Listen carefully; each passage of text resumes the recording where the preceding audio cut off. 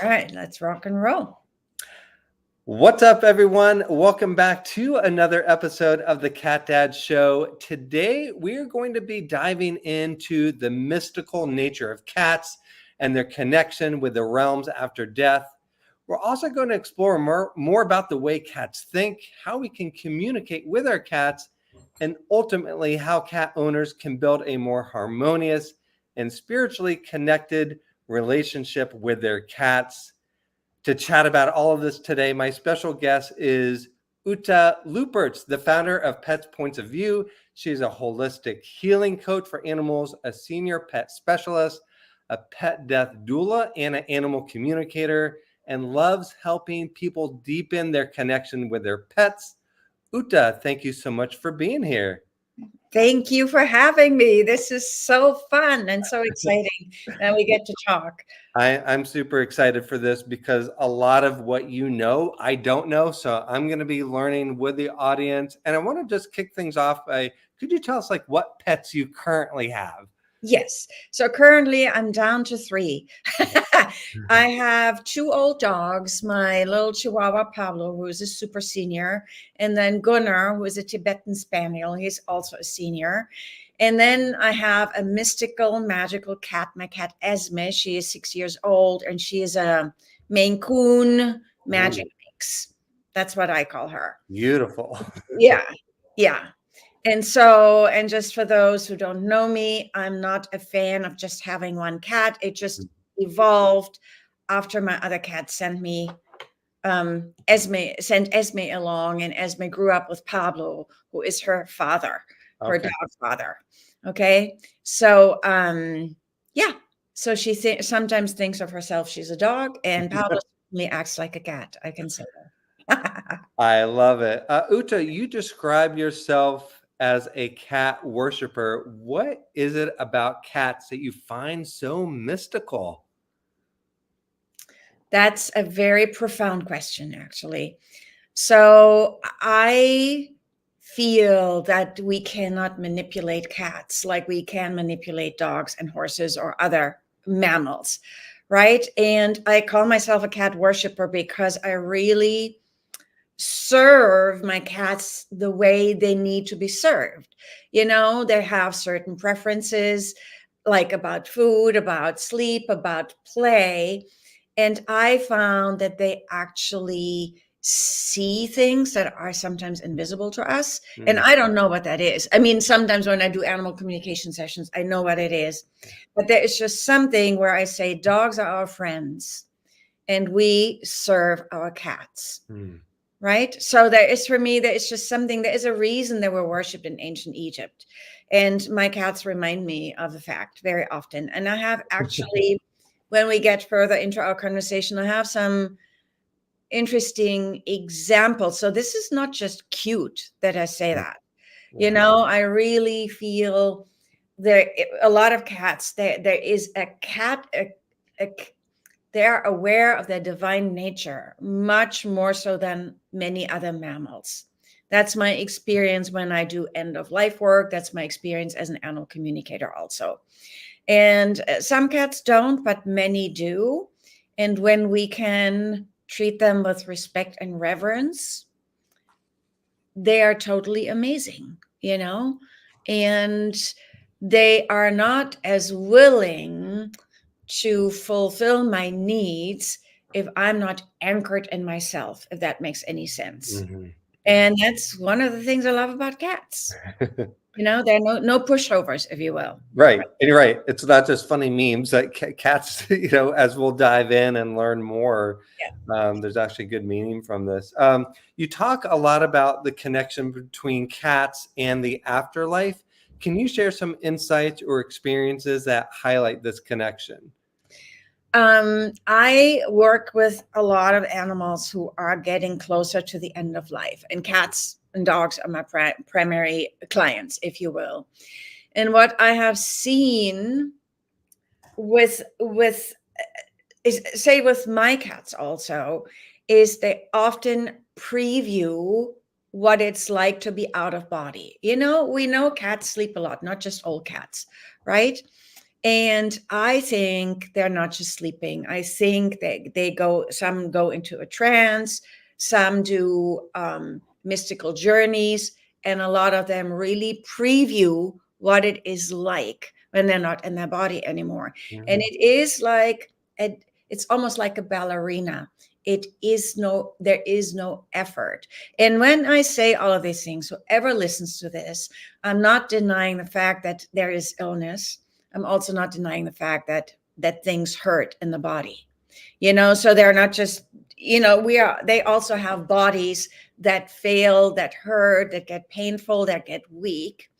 But I have seen some amazing grace with cats that I find awe inspiring, and where I feel I can learn a lot about what it means to surrender to the impending release of the body. And I think a lot of cats have nailed this, if that makes sense. Yeah. So these are cats that are close to the end of their life, and you're saying that they can get a preview of what the Yeah. afterlife will be like. Yeah. That's my experience. Okay. That's my experience. Okay. Yeah. That's fascinating. I know one of your, I guess I'm just going to say job title, for lack of a better phrase, Okay. pet death doula. I actually looked this up before our chat here because I didn't know what a pet death doula Yeah. was. Can you kind of describe what your role is as a pet death Yeah. So that's a relatively new term. I might be one of the first people who actually said or coined themselves as that. So as I mentioned before, I do a lot of end of life support. When I am doing doula work, I am walking alongside my clients, and these are the humans that are worried and sad and they're grieving. And doula work can be, and it doesn't have to be in person, by the way. I work with people all over. Okay. With doula work, I check in with the animal often, frequently, depending on what people ask of me and what the need is for support. And I check along the way, how far out are you looking? How close are you getting to release? How close are you getting to ask your person for assistance, which is commonly known as euthanasia? Mhm. So, and with some animals, I do energy work. When there's a moment that it gets like tight or the family gets really tense, I do a preview with them, right? So it's a little bit of shamanic work. I do a preview with them.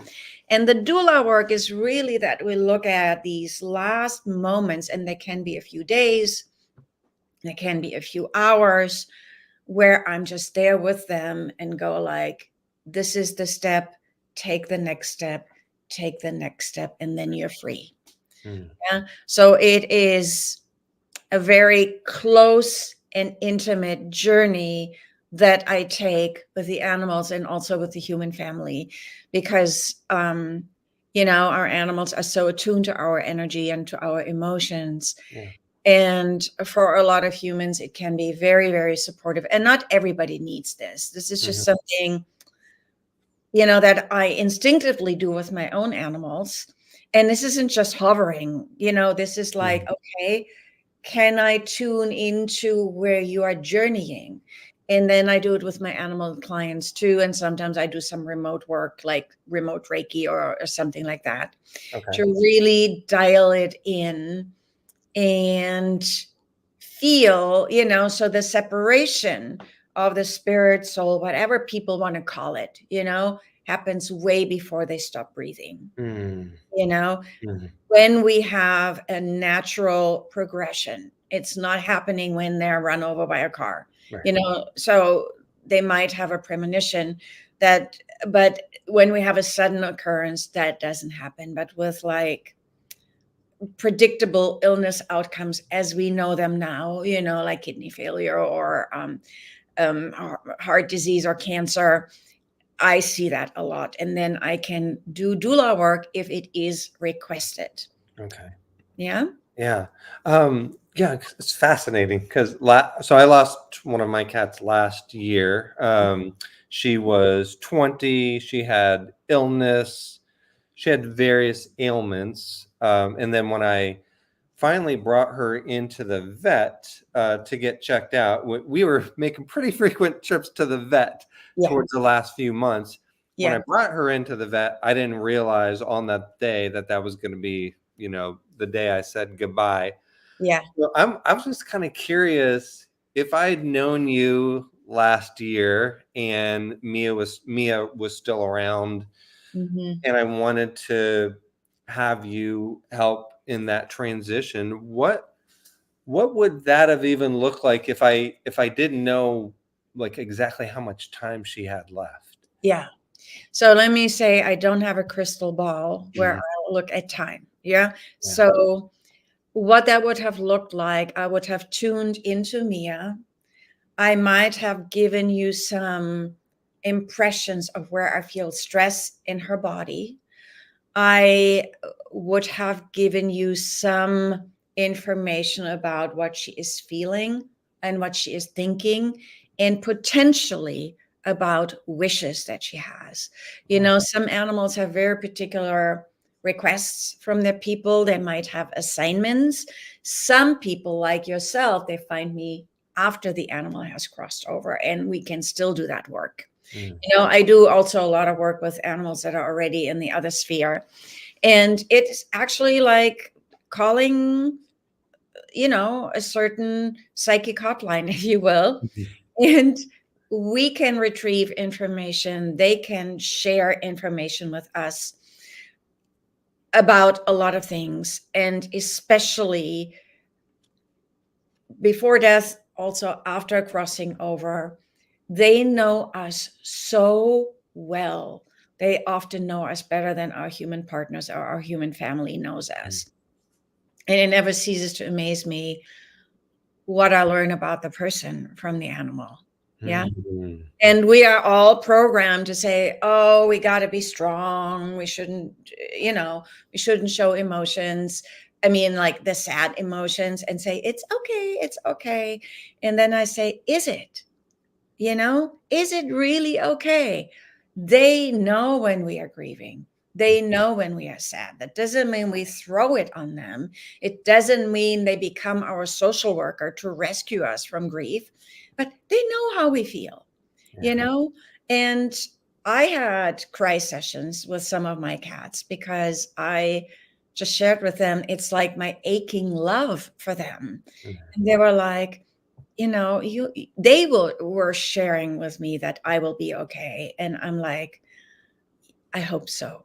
And I'm here and I am okay. And I'm absolutely grateful about the learning that I experienced and what they showed me. And they're with me forever, Yeah. Yeah, So, I gotta imagine that's a source of comfort. I was just thinking from the pet owner point of view, mhm.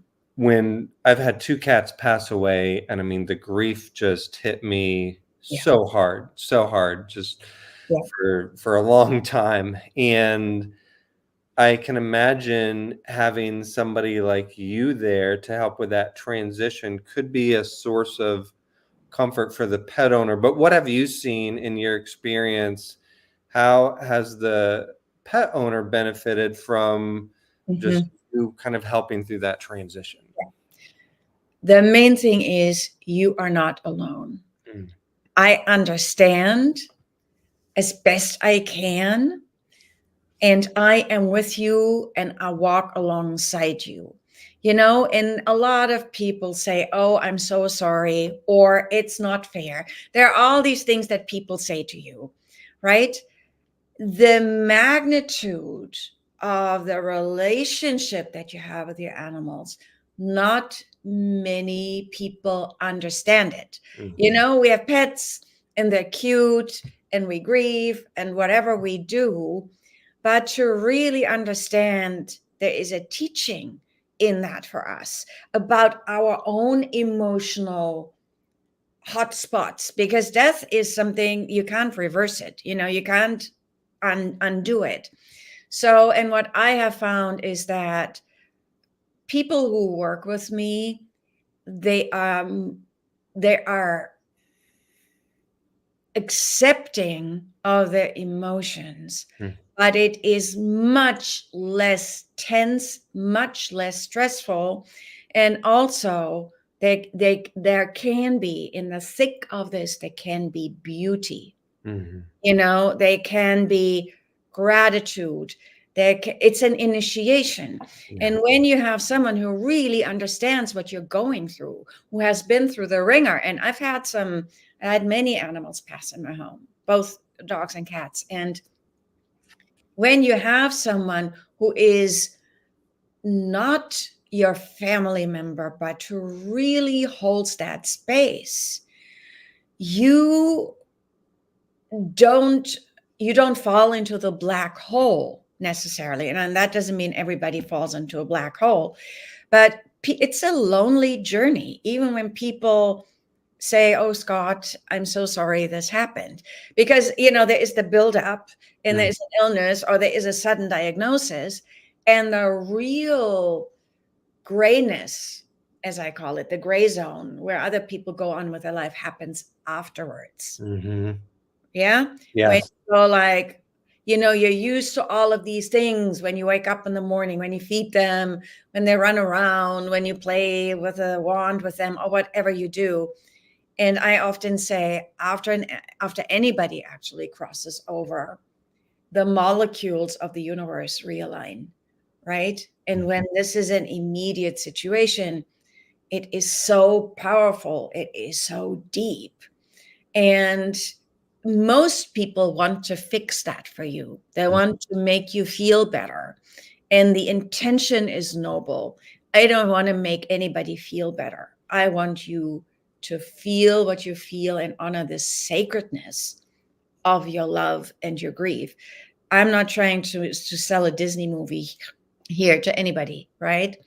So when we can be present with this achingly deep love, it's a very different experience. And for those who hear this, it takes a lot of courage not to go into coping behavior. And we all do it. I do it. Everybody does it. And coping behavior is that you are getting mad, that you think the vet did something wrong, or they should have lived longer, or this, there are all kinds of things that I hear from people. Guilt is a big one. Mm. It's a huge one for people. And I don't discount any of that. But for me, it's about how can we get into presence? Mm. Yeah. Yeah. And how do we allow ourselves to feel the aftermath of this, how it changes us, and how it makes us more open, and how we learn deeper things about ourselves in the process. Mm. Yeah. Does that make sense? Yeah, yeah, it makes sense. And just thinking from my experience, after Mia passed away, I felt so alone because I live alone and she was my companion. And her brother had already passed away a few years ago. Yeah. And I just remember, actually, on the last episode of the Cat Dad Show, I talked about how lonely I felt and how I was scared to come home and sleep at night. So I crashed on a friend's sofa for 3.5 months. I didn't want to be alone. So I Yeah. know without a doubt, having somebody like you by my side to go through this experience, which has been the hardest experience of my life to date, would have been very beneficial to me. Yeah. So can definitely see like what a beautiful thing that you do to help pet owners and their pets transition. So that's really amazing. As your role as a pet death doula, how do you see cats handling the transition between life and death? And is there something unique about cats as they approach this transition that maybe you don't see in other animals? Um, I don't see it as completely unique. I've seen some very enlightened dogs cross over. Mm. I've worked with donkeys and horses.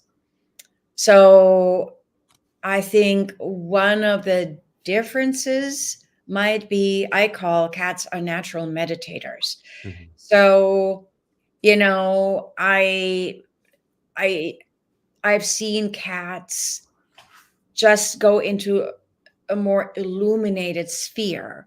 For example, you know, my one of my soul cats, my cat Moopy, she was very, very ill. She died of kidney failure, and she didn't really look good at the end of of her life, Yeah. right? And I had three cats who were all terminal at the same time. So Oh I have my an gosh. entire hospice Mm, nursing station here in my house. They're all three of them, you know, and they crossed over in the in the time span of 5 months. And Moopy was like, you know, I had two boy cats, Bodie and Marlowe, and Mupi was like the queen in the house. And she was like, she held out the longest. And I had a sense who would be now the first one to go. And then I thought maybe her companion Marla holds out the longest, but it was Mupi. And I have a photo of this, and I have it framed in my house. Whoopi on the last day of her life. I have a yard and I live in Portland, Oregon. So on the east side of Portland, we have the mountains, and on the west side, we have the ocean. And Whoopi was really, really weak, right? mm, And on the last day of her life, she sat in my backyard like a statue. I mean, I couldn't believe it. She sat there all day long. My vet came in the evening to my house to help her cross over, and she sat motionless, facing east. So she did not pay attention to my dogs. My dogs were bouncing around.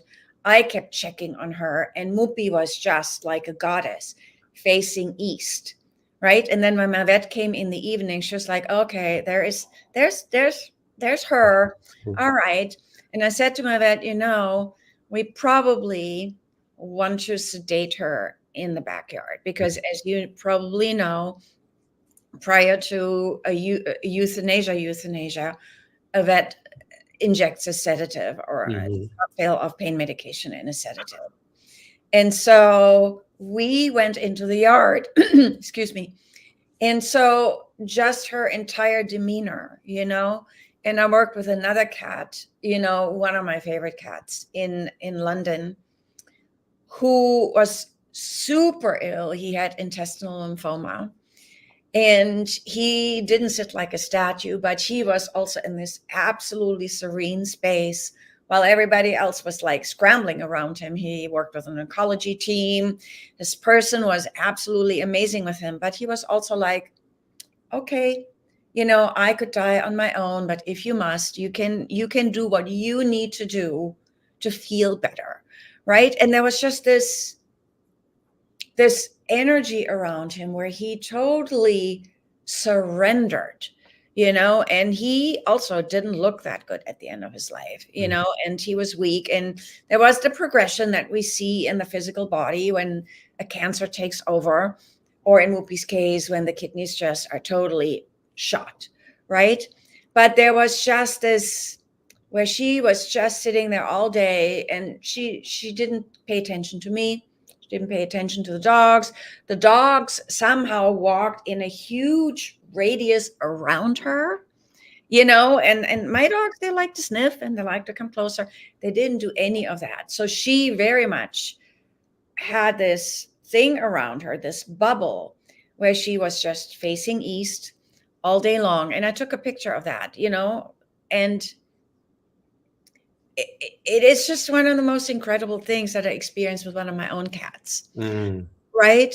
And then my cat Marlowe, Moopy's mate, or at times better child, because she sometimes treated him like her unruly son, and he was much bigger than her, but you know, very different disposition.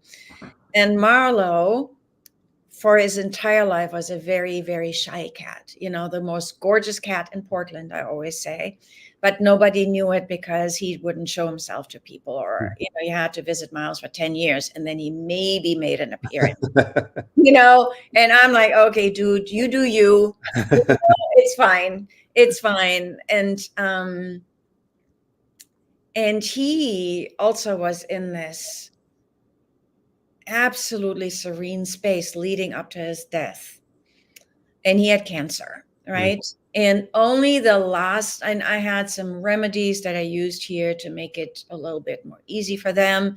And they were like, okay, really? And I'm like, yeah, I need you to take some remedies so that I feel good about myself. And they were like, okay, yeah, all right, fine. And I'm like, I was gentle, but there were some things that I had to do because I'm human Yeah. and I cannot just not do anything. But only the last night of his life, there was like a slow motion restlessness. He was like trying to find a different spot. And I thought, oh, you're getting closer.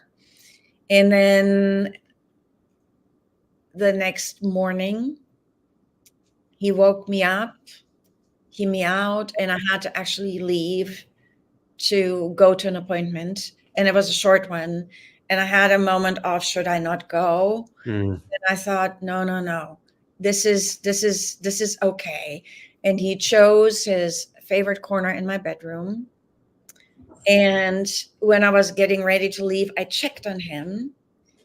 And I just had this feeling, don't touch, don't touch. And I think I was gone for an hour, Mm. give or take an hour and a half. And I had a feeling things might be different when I come back home. And I just felt him also have this kind of bubble around him, and it wasn't anything that I saw as a bubble. I just describe it as a bubble. And I had a feeling, and when I came home, he had stopped breathing. Mm. Yeah. And my vet was supposed to come to my house that day, and she did come in the evening because we knew each other. And I said, would you come and we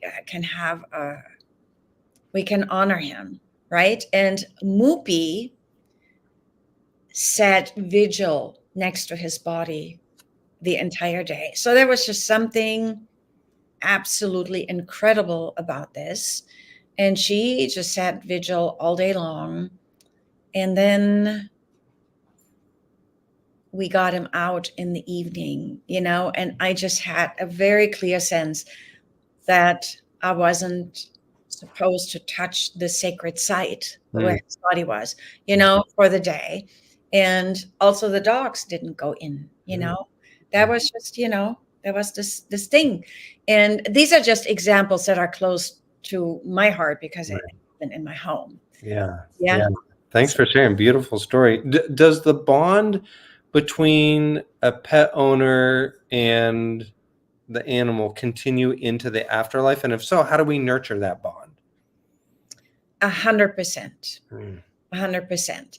So how do we nurture that? I think that is very, very personal to each of us. I always say, keep talking to them. They can hear you. Mm. And do I have proof of that? No. Do I have a sensory experience of that in my own life? Yes, I do. And we all do different things. You might journal. You might, I always, I have an entire wall here with framed photos of everybody who ever lived and died here. And it's not creepy. I Mm. call them my house elves. Yes. So, and I, I have little areas. I have an entire area here behind me, actually, behind the Soji screen, where I have collars and crystals and photos, and I have some ashes of one of my animals. And then you can ask questions. Some people think they have to get rid of the ashes, or they have to get rid of things that are important to them, like a collar or a favorite cat toy or what have you. And I say, you don't have to broadcast it to everybody, but see, how do you want to remember them as they were, and then what could be their legacy. Mm. Okay, so an example, and it is very, very personal, and you can still do that with Mia. So time is just a concept that we have, right? You can still say, Mia, I created the Cat Dad show. And Mhm. maybe you did it in her honor. I don't know.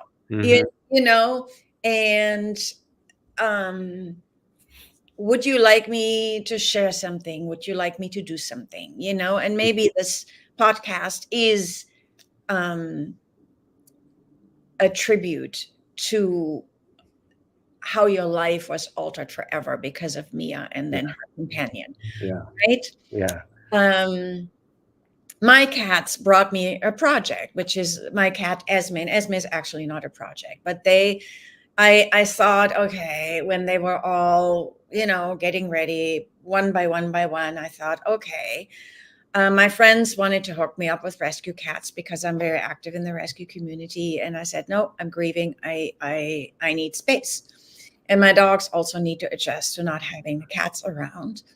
And then I had this idea that I will get an old, docile, quiet man cat who might have languished at a shelter.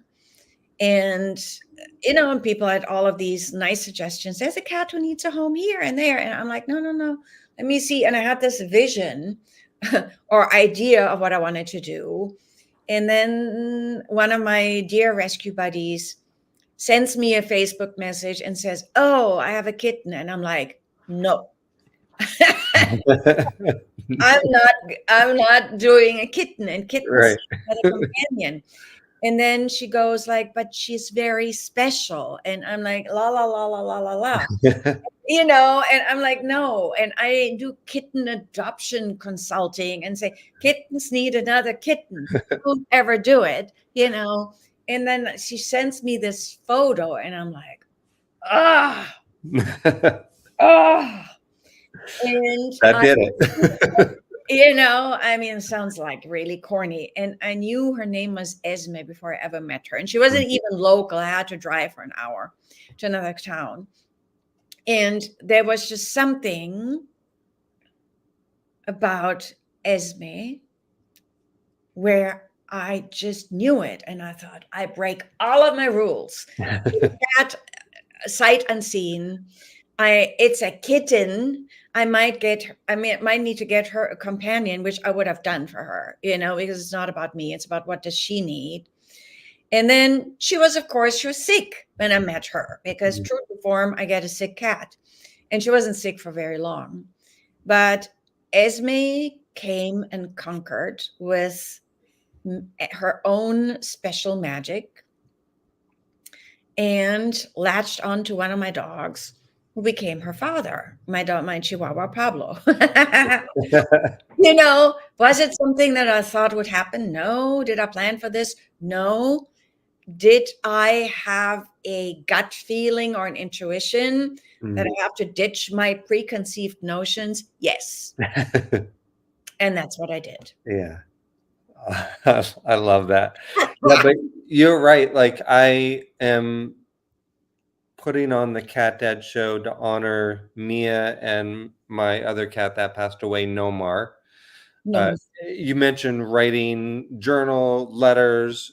For a long time, I wrote letters to Nomar. Once he passed away. He passed away 5 years ago tomorrow. So my friend had gotten me this journal with Nomar on it. Oh, you're And yeah, so and all his nicknames, Nomi, Gnomes, Nomaroni. And I for the first year or two, I wrote a lot of letters. He used to play with Hershey Kisses, just bat it back and forth, almost like a soccer ball. And I still have to this day a dish filled with Hershey Kisses in my drawer. I was like, hey, that just makes me feel a little bit more connected. yeah, I'm yeah, putting together a tribute hike in honor of perfect, Nomar and Mia, but I'm going to have other people in the local area perfect, who have lost perfect, their pet perfect. to do this hike with me. And so that's the way Yes, I'm growing the bond with them, and they're always going to be with me through things like that, I believe. yes. And they inspired most likely the Yeah. trip walk or the podcast. That's their legacy. Yeah. So there are not past tense. Yeah. That's the legacy. Yes. And also when people hear this, journaling is just one expression. You might do something entirely different. You might have a special song or something, you know. So it completely depends. A friend of mine, she has a coffee table book. Oh yeah. Yeah, just a beautiful coffee table book. I had a client, and I didn't know her, so she hired me, and she had also an ancient cat. And the cat was her grandmother's cat, and then the cat was handed over to the family. So she was, in the family when my client was a child. And at the time when she contacted me, she was a grown up, right? And Gypsy also was in her 20s. Gypsy is the cat. And there were a whole bunch of ailments, and she wanted some guidance. And it was very, very, very, very close. And what I didn't know anything about what she did for a living. Knew nothing. I knew that she was a herbalist of sorts. She did something with herbs. It was a while ago. And then Gypsy gives me images, and I'm like, I don't know what this means, but I don't know what this means. And then Gypsy had instructions for her person. Instructions. This wasn't like, think about me or anything like this. And the instructions were like to draw her and create some kind, like the equivalent of a coffee table book, but not with photos, not too much text, but with drawings. Mm. And I'm like, I don't know what this means, And it was showing the book to children also, Oh yeah. right? Mm. And I hear this person gasp, and and maybe some people think that's like a wacky thing, and I just am delivering the message, Yeah. right? And I hear my client gasp, and she says, "Oh my gosh, do you know what I do for a living?" And I said, "You do something with, you're an herbalist." And she said, "Yes, but I used to be a graphic designer." Oh. So, and this was like 2 nights before Gypsy passed, actually. And then she started this amazing portrait pencil drawing. She had a photo of Gypsy, and then she sends me the photo and the pencil drawing, and it is just jaw-droppingly beautiful. So she instantly, connected with her inner artistry, and created this drawing. I do not know whether it became a book, but I do know that it struck a chord with her. And I had no idea that she had another career. I Mm. don't interview people about their careers. That's not why they hire me, right? Right. And so that was very specific. It was very, very specific. Another cat that I worked with, an orange tabby girl. And orange tabby girls are much more rare than orange tabby boys. Right. Yeah. And her person, I knew she was like, she wrote poetry, she was journaling, and she also did artwork. So I knew that in this case. But the cat said, okay, I would like my bed, I would like velvet. So she wanted the texture of velvet. And I said, maybe you can get a cloth swab, like a velvet something cover for the cat bed. And she wanted little photos of wild cats. And when I say that, cats don't look at photos like you and I do, right? But there were very specific instructions before the cat passed away, also, where she wanted to energetically tune in with her wild cousins. And cats in the wild, they don't complain. They don't call their girlfriends or their partners, I got a headache, or it's getting really bad. And get me some pain medication. They get quiet. They might hunker down. They Mm. don't want to jeopardize the safety of their group, to survive. And I went to my client's house, and the cat was like residing on a little throne with a velvet cover.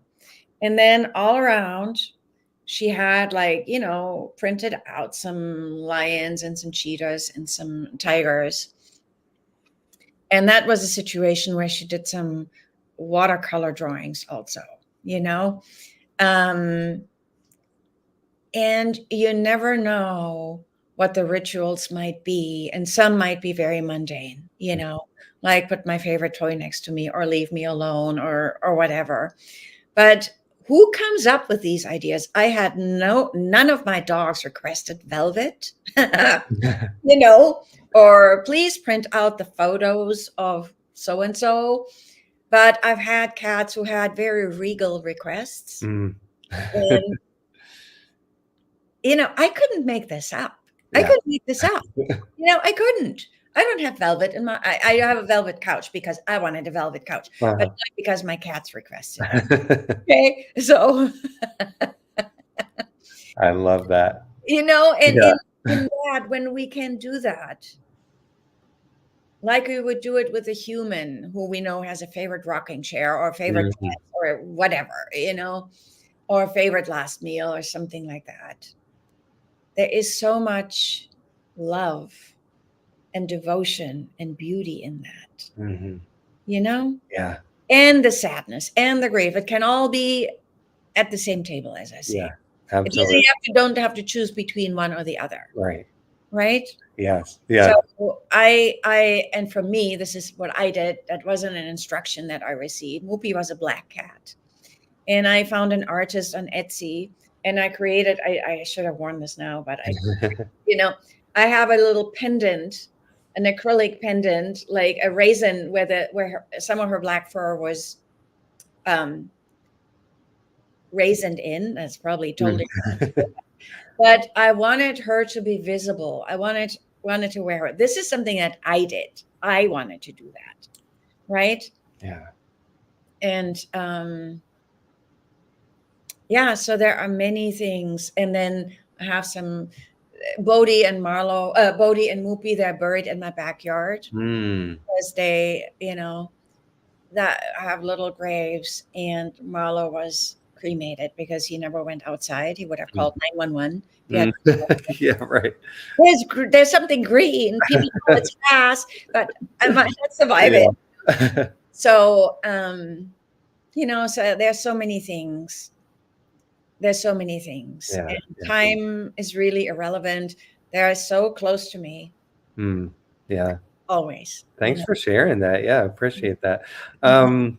Let's gain a deeper understanding about the way cats think and communicate. And I know this deeper understanding can strengthen the bond between cats and their owners. So hopefully making it easier to connect with them on a spiritual and emotional level. So Uta, I was going to ask you, what have you learned about the way cats think and perceive the world? And how can understanding this help us deepen our bond with our cats? I got to chuckle about this. So I want to say cats are far advanced.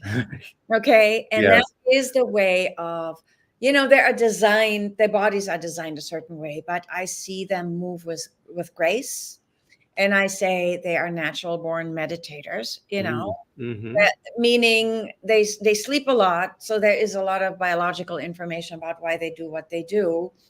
But I want to say everything an animal does, everything a cat does makes perfect sense to them. And I also want to do a shout out to those people who have cats who are vocalizing a lot at night because they're in discomfort. We have that happen more at night. Mm-hmm. And what I have learned about the way cats think, and I want to maybe illustrate that with a story, is that they understand the mystical nature of life much more readily. We have to do workshops or we have to do spiritual classes or practice certain things. And cats just have it down. Um, I want to give you one example. There are two that stand out. One is someone who also had a very old ornery cat. So, and he had a very young child. And, sometimes young children are like drunken sailors for animals and, or they're in their space and that's not like comfortable. And so the cat was old. He had some health issues, but he was ornery. So it was not easy, to give him any medication. Anybody who knows cats, medication doesn't always go well together. And so there was a little bit of friction, and also he was a young dad, so, and I totally understood that. I said, listen, I'm going to tell you something that's probably really crazy, but you let me know. I won't charge you for this. Mm-hmm. You just let me know. I said, when you go home, look at him and tell him that you know that he is a regal creature and that he remembers his Egyptian lineage. This Mm. was a particular, so this was not a planned session. We had, we met at an event, and he shows me a photo of the cat, and he goes like, oh, la, la, la, la. And then I asked him, do you want some input? And I mentioned this, said, when you go home, you know, show some reference and say, I know you remember your lineage. I know that you remember that cats were worshipped in Egypt and you were one of them. And I kid you not, the cat's entire demeanor changed. Yeah, I Yeah. kid you not. Is that true for every cat? No. I don't want people to get these ideas, but showing reverence is not a bad thing. Yeah. It's not a bad thing. Yeah. They'll love that. My new cats will love that if I try that on them. Right? And just saying, I respect you. Yeah. I respect you. You might have a memory, that goes back many generations, because I think there are communications that go across time and space, Mhm. right? And I also think that some souls choose to come to us as cats Mm. or as dogs, but we're talking about cats here, to teach us something about love that if they came to us as another human, we wouldn't be receptive to. Yeah. And that to me is the sacredness of the connection that we have, really. Mhm. You know, How did you learn to communicate? I know you communicate with more than just cats, but since we're right. talking about cats here, how did you learn to communicate with cats? I didn't go to school to learn that. There's not a PhD program? There's not a PhD program in Yeah, college, huh? the cat academy. Yeah. So, I mean, Not there for you are lots of guys. classes about animal Yeah. communications, and I teach them too, because people are often, we're just a little bit blocked, but it's all there. I learned it when one of my animals was dying in my home. People always told me I should do it.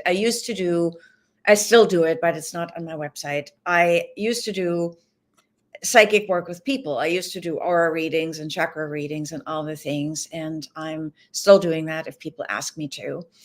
And people saw me with my animals and said, Ute, you have this connection. And I'm like, I don't know what you're talking about. And then when one of my dogs crossed over, my pit bull Shiva, and Shiva was a real cat worshiper. I mean, he met my cats and he was like, I love you, I worship you. And Mupi is like, you better, otherwise I whack you. She was like this, right? Mhm. And he was like a big dude.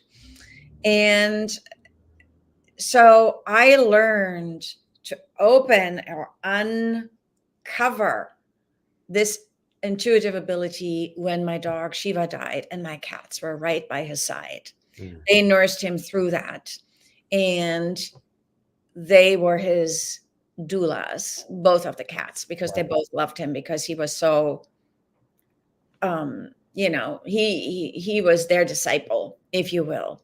And this experience of my dog passing and the cats being there, it just lifted the veil. And then I incorporated the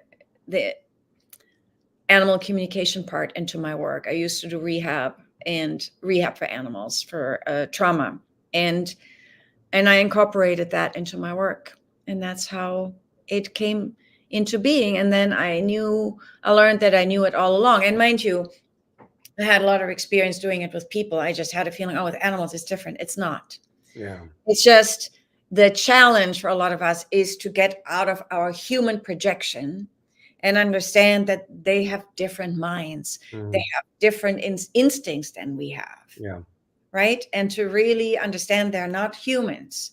I want to really emphasize that. When we talk here, we are not humanizing them. They have a different template, but they certainly have a mind Yeah. and a soul and Well, emotions. my current cats, they just turned 1, Nico and Milo. And I think it was Nico. He somehow started the washing machine. The door was open where the washing machine is, and he was walking around on it. And all of a sudden, I hear the water running I'm like, this guy just started the washing machine. It's like, what the heck's going on here? And I don't know if there's any meaning to that, but can people like myself, can we learn how to communicate with our cats? And if so, because I always wonder, like, gosh, what is that meow? What does that meow mean? Yes. Or, or their body language. So how could somebody like myself or viewers who own cats learn to communicate with their cats?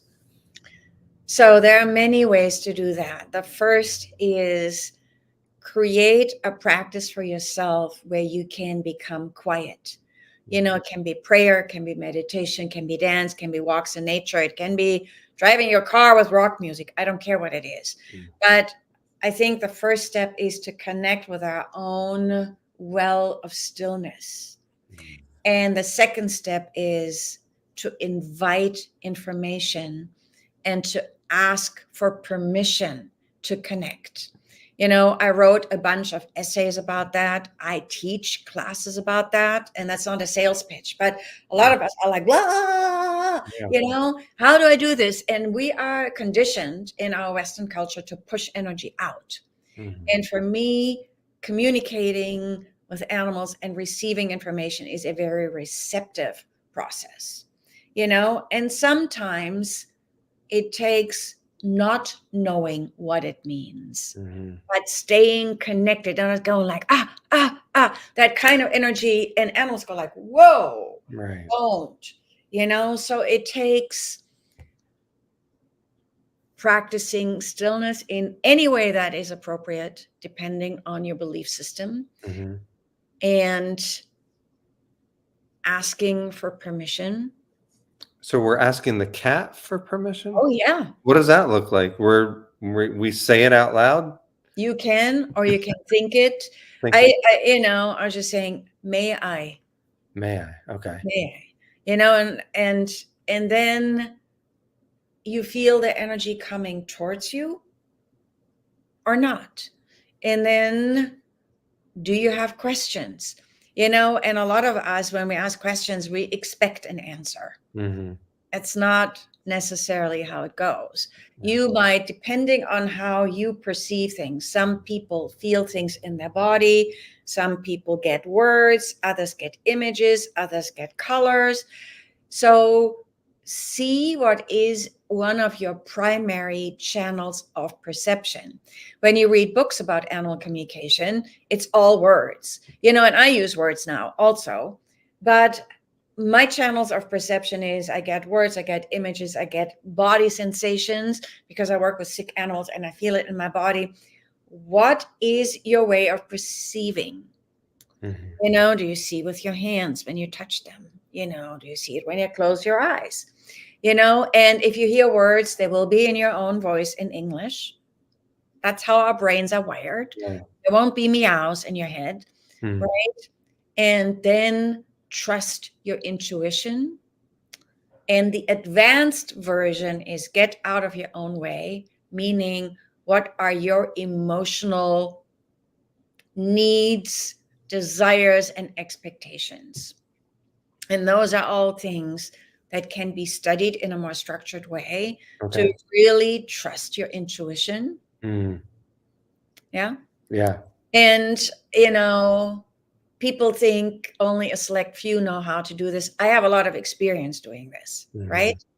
But everybody has it in them. It's just covered up by a lot of noise, mental noise, expectations, ways of thinking, desperation for an outcome. And people, all of you who have animals who are ill, I don't blame you one bit. We get desperate when they get ill. Absolutely. Yeah. Because I know sometimes, like, my friend has a cat who's like 15 or 16, and she'll feed it, play with it, do everything, and it's still meowing. It's just like, what are you saying? We don't know what it's saying. Often, you and I can share. I can tell you, Scott, I really have a migraine or something, or I'm coming down with something. What can cats do?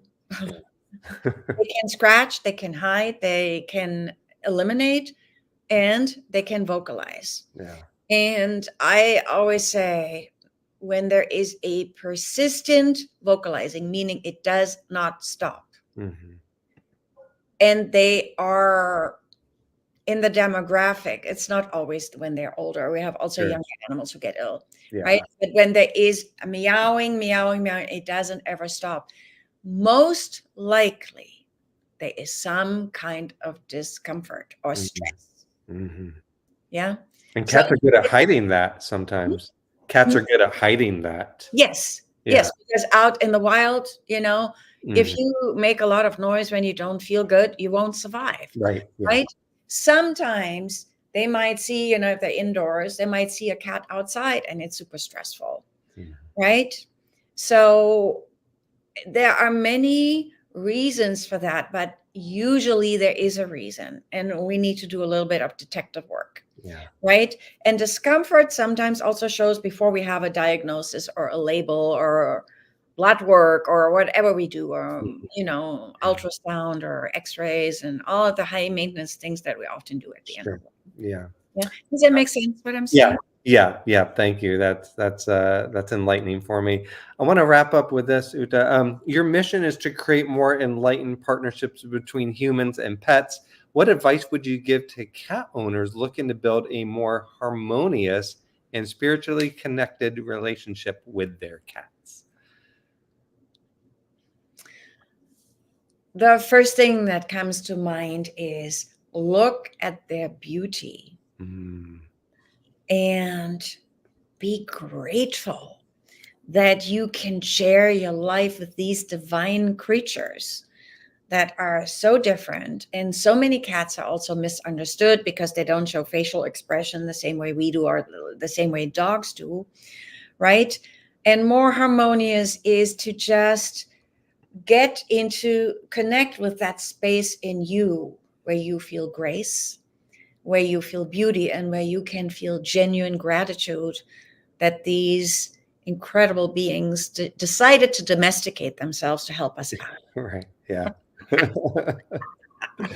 Oh gosh, they are beautiful. I'm glad I've been a cat dad for over 20 years now. They give Yeah. me a lot of joy. This was enlightening. Would you mind, Uta, sharing a little bit about um, where we can learn more about you, maybe your website or any resources that you have? Yeah.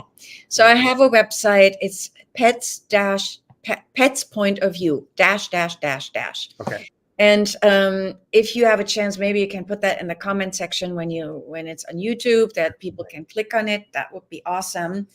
You can request a free discovery session with me where I talk about my work with you, and you can ask me questions, right?